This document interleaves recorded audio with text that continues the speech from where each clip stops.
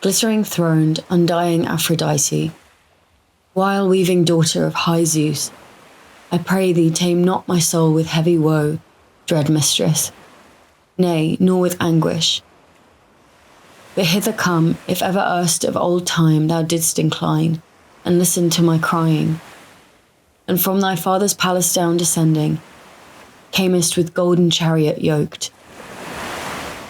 Thee fair, swift flying sparrows over dark earth with multitudinous fluttering, pinion on pinion through middle ether, down from heaven hurried.